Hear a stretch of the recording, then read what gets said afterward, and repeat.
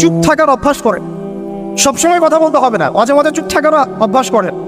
আমাদের একজন বরেন ওস্তাদ তিনি বলেন যে মুতাকাল্লিম হওয়ার যে খায়েশ, এটা একটা হৃদয়ের কলবের একটা রোগ।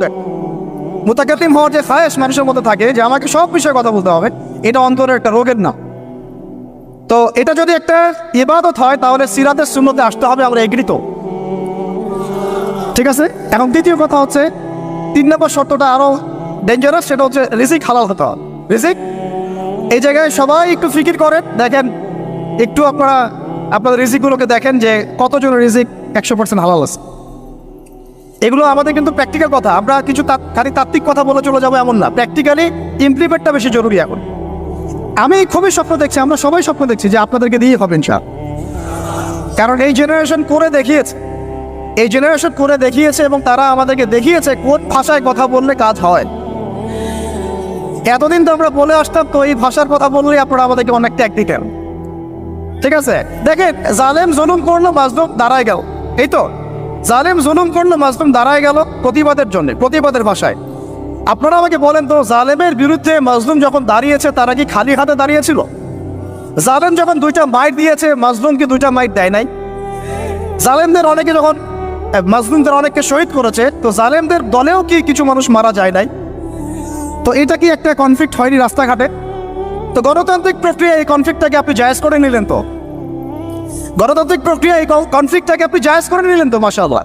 রেহাত শব্দ বলি আপনি আমার দিকে তেড়ে আসেন, বিষয়টাই না সেম বিষয়, একই বিষয়। আপনি জালেমের এগেইনস্টে দাঁড়াইছেন, মাজলুম জুলুমের শিকার হতে হতে হতে আমাদের ভাই আবু সাইদ জীবন দিল, মুগ্ধরা জীবন দিল, সবার একটা সিম্পেথি তৈরি হলো। এখানে আম জনতা, রিক্সা চালক, শ্রমিক, মানে ওলামায়ে কেরাম, কে বাকি ছিল? সবাই তাদের পক্ষে ছিল, তাই না? কেউ লিখেছে, কেউ বলেছে, কেউ মাঠে ছিল, তারা ছিল মাজলুম। দেয়ালে পিঠ থেকে গেছে, তখন তারা কিন্তু হাতে কিছু না কিছু তো উঠিয়েছিল, নাকি উঠায় নাই? উঠিয়ে তারা একটা প্রতিবাদের ভাষা আমাদেরকে দেখিয়েছে, এইভাবে প্রতিবাদ করতে হয়। ওই প্রতিবাদটার পরে আপনারা কি এখন বলবেন যে ছাত্র জনতার মধ্যে কেউ জুলুম করেছে? ছাত্র জনতা জঙ্গি, ছাত্র জনতা সন্ত্রাসী, এই সম্বন্ধে একটা সন্ত্রাসী ছিল, ওরা জঙ্গি ছিল, হ্যাঁ ওরা উগ্রবাদী ছিল, কেন বলছেন না এখন আপনারা এই কথাগুলো? আমার প্রশ্ন হচ্ছে এখন এই কথাগুলো আপনারা কেন বলছেন না? কারণ আপনারা বুঝতে পারছেন তারা ন্যায্য কাজটাই করেছে।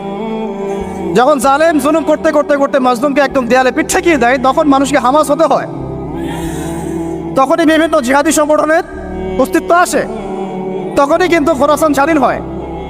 তো এখন আমরা বাংলাদেশেও বুঝতে পারছি যে হ্যাঁ, তখনই কিন্তু ছাত্র ভাইরা হাতে প্রতিবাদের ভাষা উঠিয়ে নিয়েছিল। তো এটাকে গণতান্ত্রিক প্রক্রিয়া আপনারা জায়েজ করছেন, ঠিক আছে, এটা কোনো সমস্যা না, এটা ভালো, ওরা প্রতিবাদ করেছে, ওদেরকে আমরা কিন্তু খারাপ বলতে পারি না। কেউ বলছে খারাপ? এই একই স্লোগান যদি সিরাতের সুন্নতে আমরা বলি, যে দাওয়াতের সাথে